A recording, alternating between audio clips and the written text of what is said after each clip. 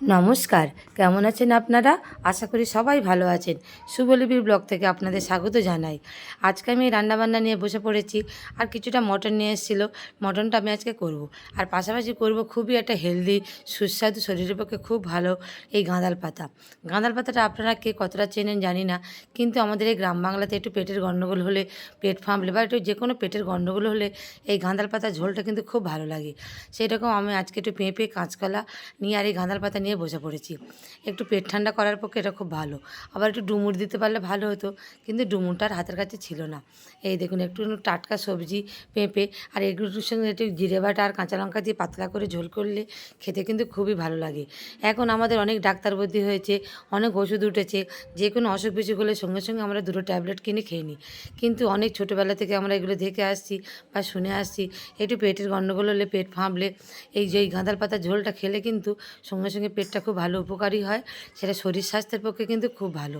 এই টাটকা শাকসবজি আর দেখেছেন কতটা ডাল নিয়ে সব শুধু নিয়ে চলে এসেছি। এবার এ থেকে একটা একটা করে পাতাগুলো কেটে এইভাবে সব বেছে বার করে নিচ্ছি। আর গাঁদাল পাতা কিন্তু দু রকমের হয়, একটা এরকম লম্বা লম্বা সরু সরু হয়, আর আরেকটা খুব চওড়া পাতা হয়। এখন সেই চওড়া পাতাটা আমি এখানে পাচ্ছি না, আর সেটা কিন্তু খুব আরও বেশি ধরনের একটা সেন্ট বেরোয় রান্না করার সময়। কিন্তু রান্না করাটা হয়ে গেলে তখন কিন্তু আর কিছু থাকে না। আর এই ভালো করে পাতাটা আমি ধুয়ে নিচ্ছি, যেহেতু বর্ষাকাল, অনেক রকম পোকামাকড় থাকতে পারে। আর বর্ষাকাল না হলেও এমনিতে সবসময় সব কিছু ভালো করে ধুয়ে খেতে হবে। আর এই কাঁচকলা, পেঁপে, তার সঙ্গে ছোটো থেকে একটা আলু, ভালো করে সব কিছু আমি ধুয়ে নিয়ে নিলাম।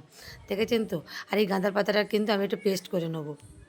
একটা মিক্সার মেশিনের বাটির মধ্যে দিয়ে বেশ ভালো করে পেস্ট করে নিচ্ছি। চাইলে আপনারা কিন্তু শিলনোড়াতেও বেটে নিতে পারেন। তারপর কড়াইতে একটু সামান্য সরষের তেল দিয়ে দিলাম, যেহেতু অল্প করে একটুখানি দিতে হবে, বেশি নয়। আর একটু জিরে আমি এখানে ফোড়ন হিসাবে দিলাম। একটু তেলটা বেশ ভালো করে গরম হয়ে যাক, আর তারপর এর মধ্যে দিয়ে দেবো আমি কেটে রাখা সবজিগুলো।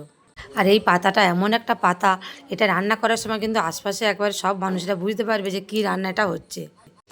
এর যে একটা ঘ্রাণ আছে সেটা কিন্তু দূর দূরান্ত পর্যন্ত পৌঁছে যাবে, কিন্তু রান্না করে খাওয়ার পরে দারুণ কিন্তু সুস্বাদু লাগবে। তারপর এর মধ্যে আমি দিয়ে দিচ্ছি সামান্য পরিমাণ নুন, হলুদ আর জিরের গুঁড়ো আর দুটো কাঁচা লঙ্কা চিরেছিলাম। এতে আর কোনো রকম মশলা কিন্তু আমি দেবো না। বেশি নাড়াচাড়া করে নিয়ে নিচ্ছি, নিয়ে তার মধ্যে এর মধ্যে দিয়ে দেবো পেস্ট করে রাখা আমার গাঁদাল পাতাটা। আর একটু কষিয়ে নেবো, যদি তলাটা ধরে যায় সামান্য একটু জলও দিতে পারেন। বেশ ভালো করে এটাকে কষিয়ে নেবো ওপর নিচ করে, নিয়ে তারপর এর মধ্যে একটু জল ঢেলে দেবো। আর একটু সিদ্ধ হওয়ার জন্য রেখে দিতে হবে, যেহেতু কাঁচা পাতা তাই একটু সিদ্ধ হতে কিন্তু অনেকটা সময় লেগে যাবে। আর সেই সঙ্গে আলু, কাঁচকলা, পেঁপে সবই তো শক্ত সবজি, এগুলো কিন্তু সিদ্ধ হতে একটু সময় লেগে যাবে। আর এটা রান্নার সময় চাইলে আপনারা সামান্য একটু মিষ্টিও ফেলে দিতে পারেন, একটু চিনি দিলে আর কি নিরামিষ তরকারিতে সবসময় স্বাদ হয়। এটা আমরা ছোটোবেলা থেকে আমাদের ঠাকুমা, মা, আমার শাশুড়িমা সবার কাছ থেকে শিখে আসছি। তারপর মিক্সার মেশিনের বাটিটা ধুয়ে সেই জলটুকু আমি ওর মধ্যে দিয়ে দিলাম, কেন পাতার পেস্টটা তো অনেকটা পরিমাণ ওর গায়ে লেগে থাকে। এই দেখুন, আবার একটু কষিয়ে নিলাম, নিয়ে কড়া থেকে ভালো করে নাড়াচাড়া করে নিই, এর মধ্যে আবার একটু জলটা ঢেলে দিচ্ছি। এবার একটু চাপা দিয়ে রেখে দেবো, কিছুক্ষণ পরে আমি ফিরে আসছি।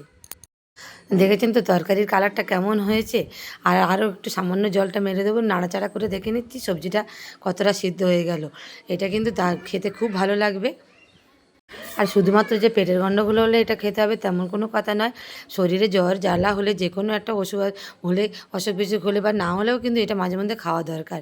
এটা কিন্তু খুবই একটা সাধারণ খাবার, কিন্তু এর উপকার গুণটা কিন্তু খুব ভালো।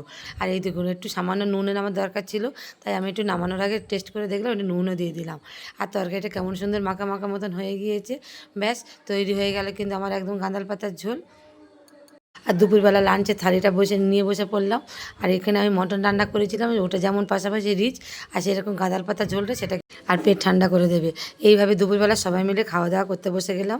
আমার হাজব্যান্ড তো এটা খুবই খেতে ভালোবাসে, তাই প্রথম থালিও কিন্তু ধরে দিলাম, আর একটু স্যালাডও কেটে নিয়ে বসে পড়লাম। তাহলে আজকের ভিডিওটা এই পর্যন্তই। ভিডিওটি ভালো লাগলে সবাই কিন্তু একটা লাইক করবেন আর কমেন্ট করবেন, আর পেজটিকে ফলো করে পাশে থাকবেন। যারা ইউটিউব থেকে দেখছেন তারা কিন্তু আমার চ্যানেলটিকে সাবস্ক্রাইব করে দেবেন। তাহলে দেখা হচ্ছে আপনাদের সঙ্গে পরের ভিডিওয়। ততক্ষণের জন্য শুভরাত্রি। ধন্যবাদ।